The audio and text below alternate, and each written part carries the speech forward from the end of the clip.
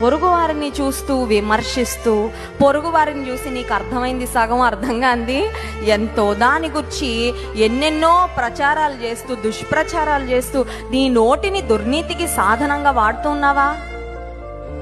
దేవుడు మన హృదయముల కంటే అధికుడు. కొన్నిసార్లు మనం అనుకుంటాం, నా అంత భక్తిపరురాలు లేదు, నా అంత భక్తిపరుడు లేడు. ప్రక్క వారితో మన భక్తిని పోల్చుకొని, వారికన్నా నేను ఎంత గొప్పదాన్నో తెలుసా అండి, ఇతరుల కంటే నేను ఎంత ప్రార్థన చేస్తానో తెలుసా అండి, ఇతరుల కన్నా నేను ఎంత ప్రేమిస్తానో తెలుసా అండి, నువ్వు ఇతరులతో పోల్చుకొని నిన్ను గురించి గొప్పగా చెప్పుకుంటున్నావు, అక్కడే ఉంది గర్వం.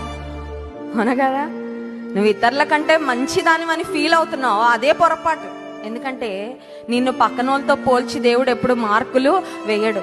నా బిడ్డ, నువ్వు నా ఎదుట యథార్థంగా ఉండు, నాకు ఇష్టంగా బ్రతుకు, నా చిత్తంలో సాగిపో, నేను కోరుకున్నట్లుగా జీవించాను దేవుడు అంటున్నాడు. కానీ పక్కోళ్ళ కంటే వాళ్ళు 10 అబద్ధాలు ఆడితే నువ్వు 5 ఆడుతున్నావు, అమ్మ నువ్వు చాలా మంచిదాను అని అనండి.